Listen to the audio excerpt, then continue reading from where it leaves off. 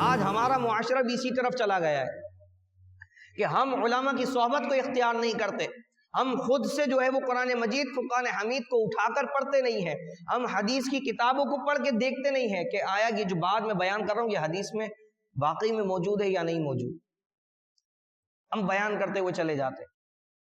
اگر خود نہیں پڑھنی آتی تو کم سے کم کوئی بھی مسئلہ ہمیں گوگل کے اوپر جا کے سرچ کرنے کی ضرورت نہیں ہے، بلکہ ہمیں علماء کی صحبت کو اختیار کرنا چاہیے.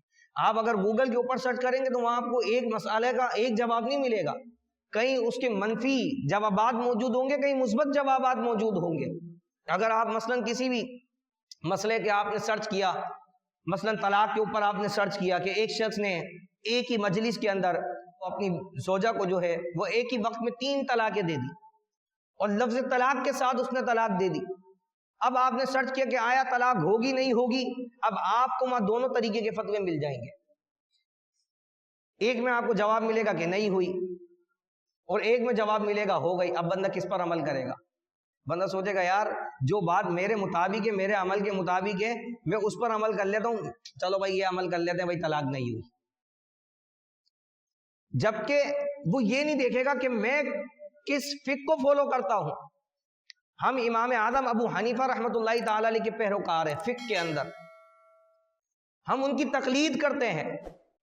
یعنی کہ روزے کے مسائل، نماز کے مسائل، زکوٰۃ کے مسائل، حج کے مسائل، جتنی بھی فقہی مسائل ہیں، وضو کے ہوں کہ بھئی مثلا وضو میں کیا چیزیں فرض ہیں، کیا چیزیں سنت ہیں، نماز کے کیا فرائض ہیں، کیا واجبات ہیں، روزہ ٹوٹنے کے کیا مسائل ہیں، روزے کے مکروہات کیا ہیں، ہر چیز کہ کب روزے پہ کفارہ لازم ہوگا، کب فدیہ لازم ہوگا، کب دونوں چیزیں ہم پہ لازم ہوں گی.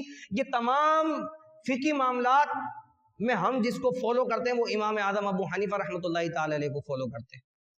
اب ان کے نزدیک ایک مجلس میں اگر کسی نے 3 طلاقیں دی تو طلاق واقع ہو جائے گی. لیکن اگر ہم اہل حدیث کی طرف جائیں گے تو ان کے نزدیک نہیں ہوگی. اب وہ نہیں مانتے ایک مجلس کے اندر 3 طلاقوں کو، وہ 1 طلاق مانتے.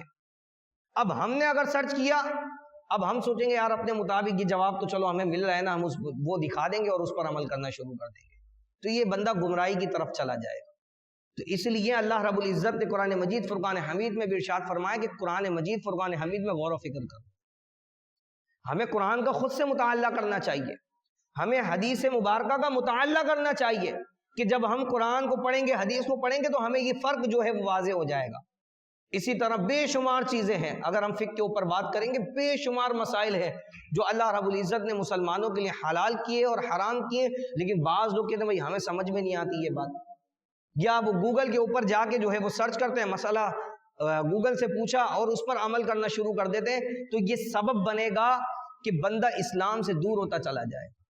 تو ہمیں قرآن مجید فرقان حمید کا مطالعہ کرتے رہنا چاہیے، ہمیں حدیث مبارکہ کا مطالعہ کرنا چاہیے. کوئی بھی مسئلہ درپیش ہو تو ہمیں اپنے قریبی مسجد کے امام سے، عالم سے جا کے جو ہے وہ مسئلہ پوچھنا چاہیے.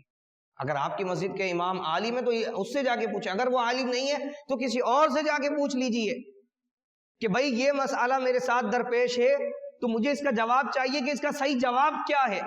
اب وہ جو عالم ہے، وہ جو مفتی ہے، اب وہ جو آپ کو فتویٰ دے گا، اب آپ کے لیے جائز ہے کہ آپ اس پر عمل کریں. اب آپ اس پر عمل کریں. اگر اس نے وہ غلط مسئلہ بیان کیا ہوگا، اگر اس نے جان کر، ویسے تو علامہ والحافظ کوئی بھی فقہی مسئلہ غلط بیان نہیں کرتا، اگر اس نے جان کر کوئی غلطی ہو گئی یا اس سے غلطی ہو گئی تو تب بھی آپ گناہ گار نہیں ہوں گے. لیکن اگر آپ نے گوگل سے پوچھ کر عمل کیا ہوگا تو آپ گناہ گار ہوں گے. اگر آپ نے سوشل میڈیا پر یا کسی بھی ذرا غیر عالم سے پوچھ کر عمل کیا ہوگا تو آپ گناہ گار ہوں گے. لیکن اگر ایک عالم سے آپ نے مسئلہ پوچھا تو آپ اللہ رب العزت کی بارگاہ میں جواب دہ ہو سکیں گے کہ میں نے فلاں عالم سے یہ مسئلہ پوچھا تھا اور اس نے جیسا بتایا میں نے اس پر عمل کیا تھا. تو اللہ رب العزت کی بارگاہ میں دعا ہے کہ اللہ تبارک و تعالی ہمیں قرآن مجید فرقان حمید پر غور و فکر کرنے کی توفیق عطا فرمائے.